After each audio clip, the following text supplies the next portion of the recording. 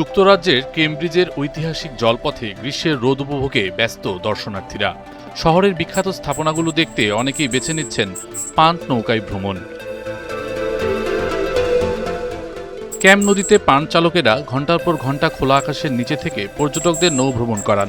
তবে তাপমাত্রা প্রায় 30 ডিগ্রি সেলসিয়াসের কাছাকাছি পৌঁছানোয় শারীরিক পরিশ্রমের সঙ্গে যুক্ত হয়েছে অতিরিক্ত গরমের চাপ। রোদের এই তীব্রতা থেকে বাঁচতে যাত্রীদের অনেকেই ব্যবহার করছেন টুপি, শাল ও ছাতা। কেউ কেউ আবার দুপুরের গরম এড়িয়ে সকাল কিংবা সন্ধ্যার সময় নৌ ভ্রমণ করছেন। পান্ট পরিচালনাকারী প্রতিষ্ঠানগুলো বলছে, রৌদ্রোজ্জ্বল দিনে সাধারণত পর্যটকের সংখ্যা বাড়ে। তবে কর্মীদের নিরাপত্তাকে গুরুত্ব দিয়ে পর্যাপ্ত পানীয় জল, ছায়ায় বিশ্রামের সুযোগ ও নিয়মিত বিরতির ব্যবস্থা করা হচ্ছে। গরম যতই বাড়ুক, কেমব্রিজের ঐতিহ্যবাহী পান্টিংয়ের আকর্ষণে ভাটা পড়েনি। তবে পর্যটকদের আনন্দের এই নৌ ভ্রমণের আড়ালে রোদের মধ্যে দীর্ঘ সময় কাজ করে যাচ্ছেন পান্ট চালকেরা।